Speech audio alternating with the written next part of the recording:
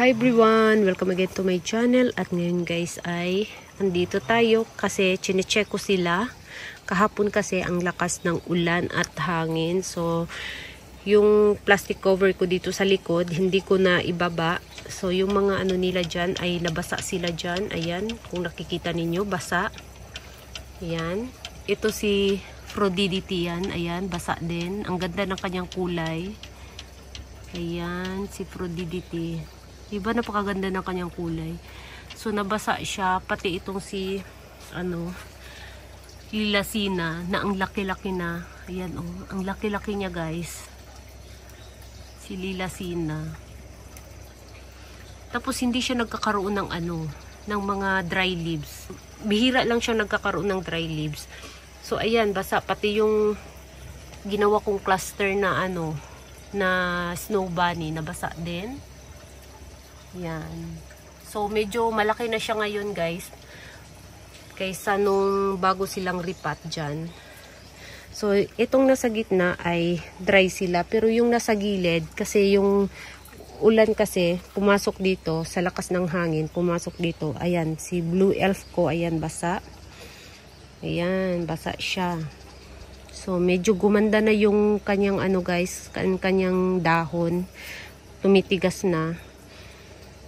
Ayan, so, yun. Tapos, ito nga pala yung pinakita ko dati na nagkaroon siya ng mga sakit, si Wild Colorata. Ayan, umukay na siya ngayon. Ayan, naka-recover na siya. Ayan, medyo tabingi lang siya kasi yung maraming dry leaves dito banda. Dito. So, ayan, medyo tumabingi siya. Tapos ito pinasok ko yan kahapon dahil naulanan na siya nung nakaraan. Tapos kahapon umulan uli. So hindi pa sila tuyo. Ayan. Baka kasi baka overwater. Ayan, ito si Rose Mamundo. Maganda ang kulay nito guys, nagiging pink. Ayan. Ayan, meron na siyang baby. Hindi pa ako nakapag-propagate sa dahon. Kasi sayang kung tanggalan ko siya ng dahon. At bihira lang din to siya nagkakaroon ng dry leaves. Ayan, itong si Rose Mamundo.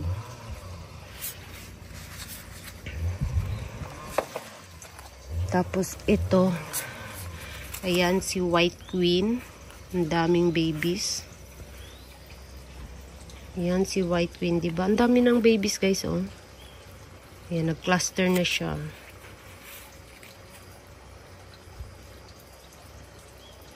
Ayan. So, ang kulay nito, siya, nagpipink siya. Ayan. Paikot talaga yung baby niya. Ayan, oh. Ang rosette niya sa gitna, ayan, oh. Ganyan na yung rosette niya, hindi na pabilog. Kasi, ang dami niyang baby na labasan. Tapos, meron din dito, itong si Ice Green. Ayan, si Ice Green. So, napaka-chubby niya, guys. So, hindi ko pa to nakitang yung sobrang kulay na kulay talaga. Yung nagpipink as in pink. Kasi, ang alam ko nito, nagpipink siya. So, hindi ko pa siya nakitang pink na pink. Ayan. Ang chubby niya. Ayan. Ito din siya, guys. Bihira lang din siya nagkakaroon ng dry leaves. Yan, meron na siyang baby. Yan, diba napaka-chubby.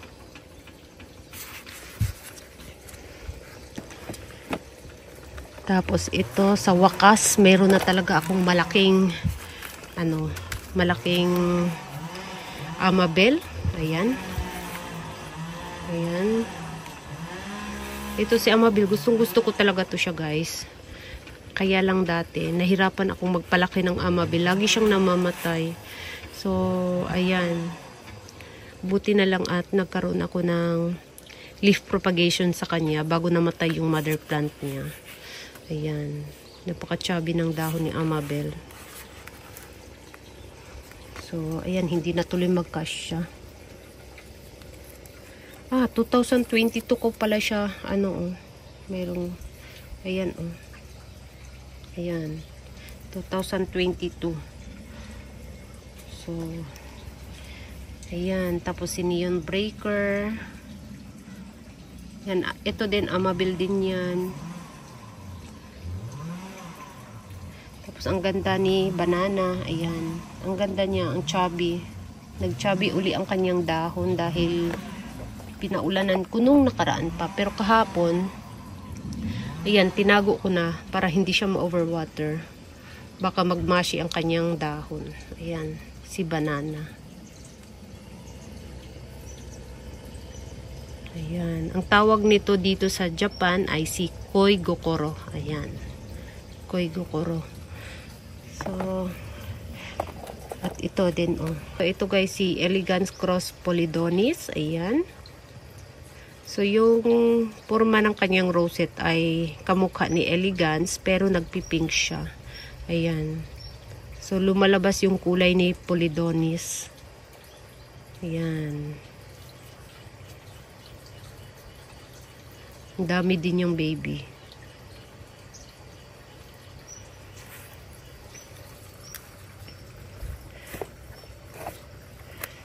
Ayan. So, medyo na guys, ito nga pala guys, nahirapan ako magpalaki nito si Purpusorum white form. Ayan, nahirapan ako nitong magpalaki, ang tagal niyang lumaki. Ayan, ngayon pa siya naka-recover uli. Ayan. So, muna siya ng mga siguro 10 months bago siya naging ganito. Ayan.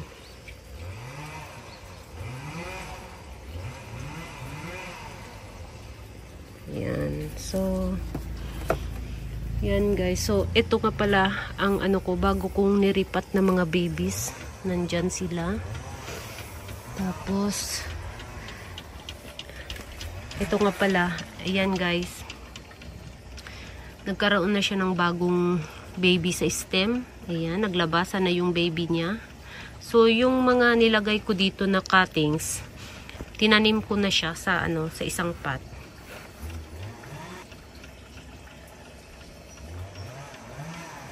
Tapos ito, hindi ko siya kinat. Ayan. So, tingnan natin kung ano yung kinalabasan nito kapag na, humaba na yung stem. So, tingnan natin dun sa likod. Kasi yung nabasa dyan sa likod, tingnan natin. I-check natin.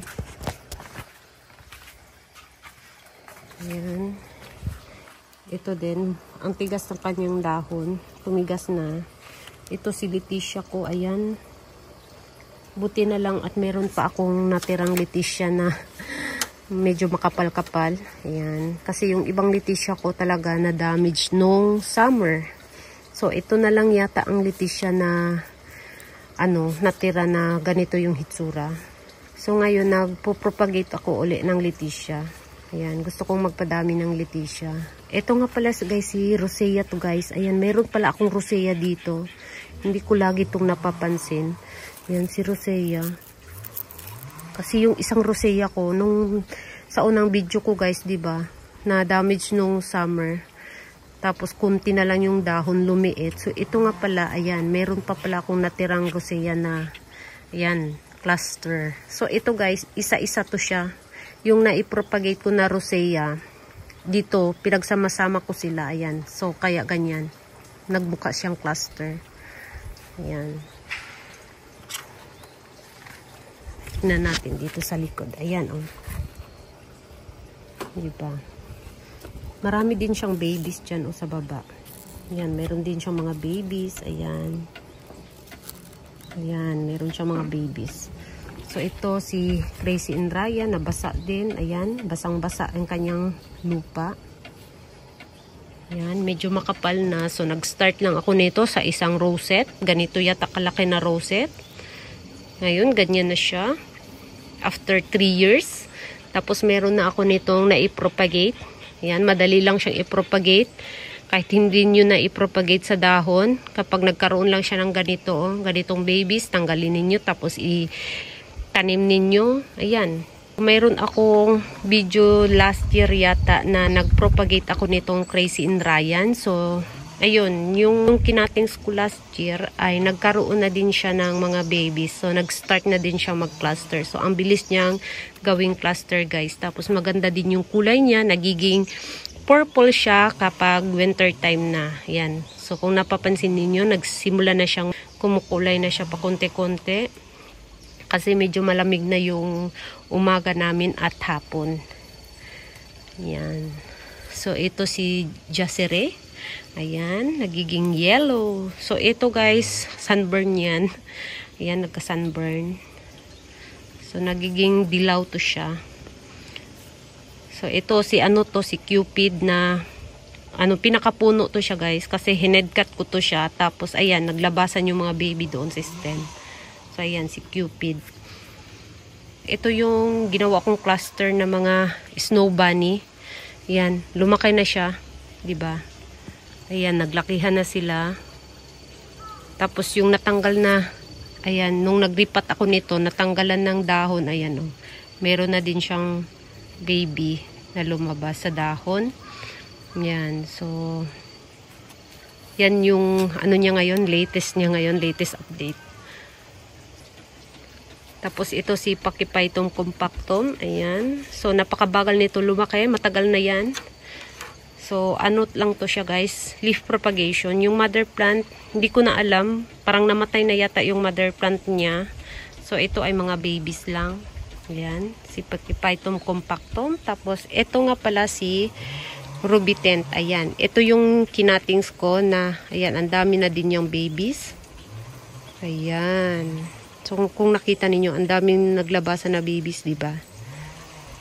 Ayan. Mga bagong baby. Ayan. Napaka-cute. Ang chubby nila. So, ayan.